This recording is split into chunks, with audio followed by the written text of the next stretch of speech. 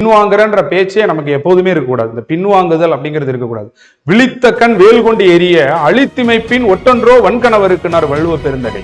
அதாவது பகைவரை சினந்து நோக்கிய கண்கள் அந்த பகைவர் எறிந்த வேலை கண்டு கண் இமைத்தாலே அது புறமுதுகிட்டு ஓடுவதற்கு சமம். அப்படிப்பட்ட மரபு குடியில நாம பிறந்துட்டு எஸ்ஏ படிக்க கஷ்டமா இருக்கு, நான் போலீஸ் மட்டும் படிச்சுக்கிறேன் அப்படின்னு நீ பின்வாங்கினாலோ இல்ல வேண்டாம் நான் இப்படியே இருந்துக்கிறேன்னு சொன்னாலோ இது உண்மையான போர்க்குடியில் பிறந்து விட்டு போர்க்களத்தை கண்டு அஞ்சுவதா அப்படிங்கிறது போல ஒரு சாதாரண ஒரு தேர்வை கண்டு அஞ்சி அப்ப அந்த காலத்துல எப்படி வாழ்ந்திருக்காங்க பாருங்க. விழித்த கண் வேல் கொண்டு எரிய அழித்திமைப்பின் ஒட்டன்றோ வன்கணவருக்கு அப்படின்னா பகைவரை சினந்து நோக்குகிறோம், பகைவர் எறிந்த வேல் நம்மை நோக்கி வருகிறது, அப்போது நம் கண்கள் என்ன செய்கிறது, இமைக்கிறது.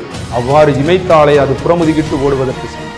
இப்படிப்பட்ட மரக்குடியில் வீரக்குடியில் பிறந்து விட்டு தமிழர் என்ற பண்பாடு உடையவர்களாக இருந்துட்டு முயற்சி இல்லாதவர்களாக தயவு செஞ்சு என்னைக்குமே இருந்துடாது. ஓகேயா? முயற்சி தான் ரொம்ப முக்கியம். எல்லாரும் இந்த எக்ஸாம் ஃப்ரீ எக்ஸாம் தான். எல்லாரும் எழுதிப்பாரு, எடுத்துக்கொண்ட காரியத்தில் ஜெயிக்கணும். மனதில் உறுதி வேண்டும், வாக்கினிலே இனிமை வேண்டும், கனவு மெய்ப்பட வேண்டும், காரியத்திலே உறுதி வேண்டும்.